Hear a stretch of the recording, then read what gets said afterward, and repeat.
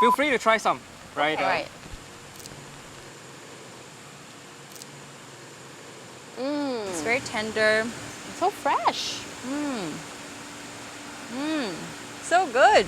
While Singapore's diversity in food import sources have made us more food secure, it is important that we do not rest on our laurels. Singapore aims to produce 30% of our nutritional needs by 2030, up from less than 10% currently. And to get there, we will need to grow more food closer to home.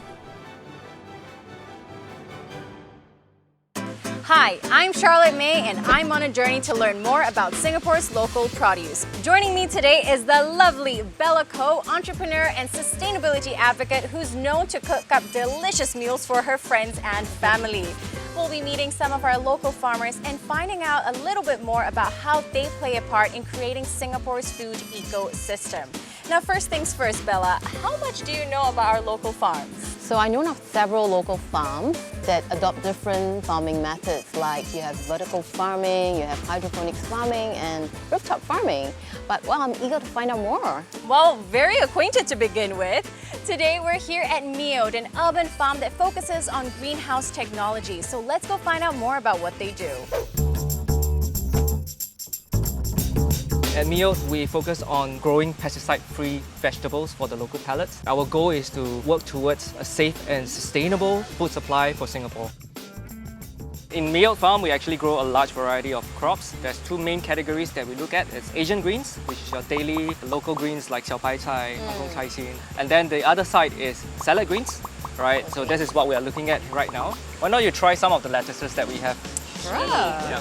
Do I need to wash it before tasting or can I No, you can just go straight for it because we are pesticide-free, right? Awesome. So that's one of the things that I believe a lot of local farms try to achieve as well to differentiate ourselves and producing a safer and fresher crop for everyone.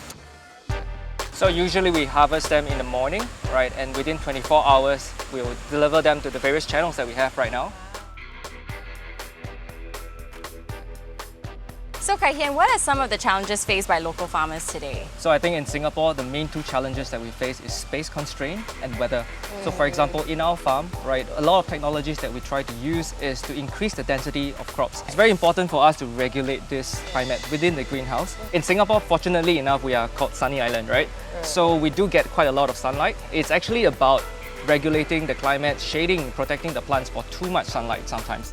The 30 by 30 goal give us an opportunity to actually look at it in a way that more and more farms are providing more varieties of food for Singapore. So we have fresher produced, pesticide-free alternatives produced right now in Singapore. I look at it as a huge opportunity for us to grow as a nation and also to develop the industry going forward. I'm looking forward to that. Yes.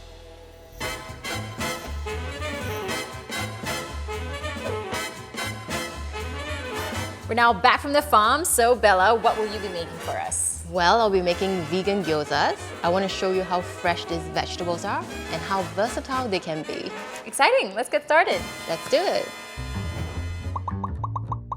So how do we begin to make these dumplings? We'll start with these bok choys. So just finely chop them. We'll transfer them into a bowl with a little bit of salt. Let this sit for 15 minutes. Okay. So next, we'll chop up the shiitake, mince them, make sure they're fine.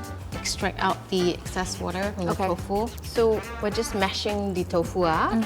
Generally, we want to create a texture where it feels like it's almost like a meat texture. And then next, we'll add in the shiitake. We want to make sure that the moistures are all taken out and to ensure like the crispiness of the gyoza. And we're gonna season it, turmeric, sesame oil, a little bit of salt. Okay. We'll mix it. So where do you shop for your local vegetables? So there's this misconception that a lot of people think local vegetables are difficult to find in Singapore, but you could find it at supermarkets and even online. So here's a tip for you guys. If you want to support local produce, make sure to look out for this logo right here. So now that the mixture is ready, we're gonna wrap gyozas. Ooh, okay. Yes, these are the organic wrappers. Okay. So we're gonna take like maybe about a teaspoon of the filling and then just dab water around the edges. Do a little pleat. You know, if you're not interested in doing pleats, just do it flat. Yes, I'm all for that. Yeah. Right. So we're gonna start pan frying the gyozas, and then we'll just add the rice oat bran oil, about a tablespoon. You hear that? So, Yeah, the sizzle. So how do you know when it's ready? So when you lift it up and you see this nice golden brown texture, that's when you know, like, yes, it's almost done and we're ready to pour in the water. Okay. Yeah. Okay, so now that it's crispy, we're gonna pour in the water. All right, get that. Cover it and steam it. This should cook at about 3 to 5 minutes. So now I'll be making the dipping sauce for the gyoza. Slice the ginger. So this is the organic brown rice vinegar. You smell it.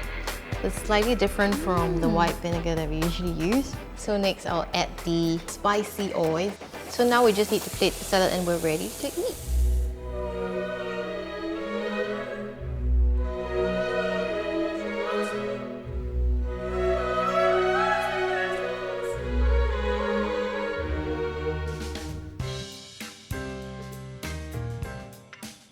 It's amazing. Despite it being cooked in a gyoza, you still taste that freshness and the crispiness from the stems as well.